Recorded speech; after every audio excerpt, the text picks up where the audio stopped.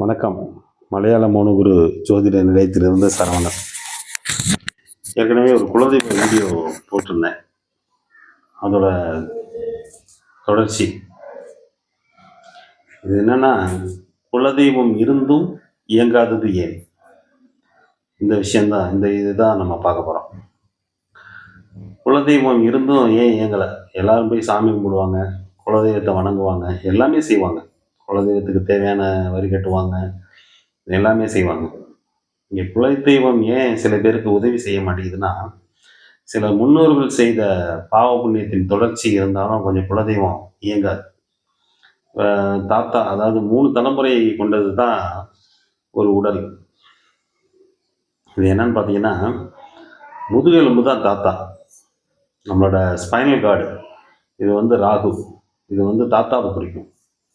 நம்மளோட உயிர், நமக்கு உயிர் கொடுத்தவர் தான் நம்ம அப்பா. நம்ம சரீரம் தான் இச்சையை அனுபவிக்குது, இதுதான் சுகத்தை அனுபவிக்குது. அதாவது இதுதான் நம்ம, இந்த 3 கர்மாவை சேர்ந்தது தான் ஒரு உடல். அதனால் இந்த 3 கர்மாவோட தொடர்ச்சி தான் பாவ புண்ணியத்தோட கலக்கும். அதனால் அதனால தான் இந்த தாத்தா செஞ்ச பாவம் பேரனுக்கு வர்றது. அப்போ கேட்பாங்க, ஏன் அவங்க செஞ்ச பாவம் எதுக்கு என் பிள்ளைய வந்து கஷ்டப்படுத்துது அப்படின்லாம் ஜாதகம் பார்க்கும்போது கேட்பாங்க. அதுக்கான காரணம் இதுதான். அந்த முதுகெலும்பில் தாத்தா ஒட்டிகிட்டு இருக்காரு, அவரோட கர்மாவையும் தூக்கிட்டு தான் வராரு உள்ள.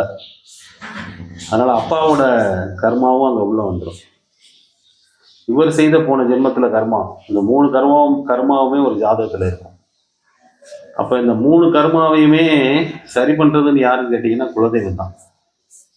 அதனால தான் குலதெய்வம் போங்க, குலதெய்வத்தை வந்து சரியாக வணங்குங்க அப்படின்னு எல்லா ஜோசியரும் சொல்லுவாங்க.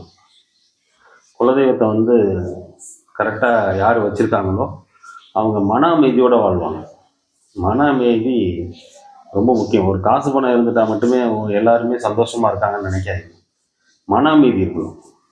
அந்த மன அமைதியை கொடுக்கறது குலதெய்வம் தான். அதனால் கிரகங்களை மீறிய சக்தி. நாங்கள் ஜாதகம் பார்ப்போம், ஜாதகத்தில் பல கிரக தோஷங்கள் இருக்கும்.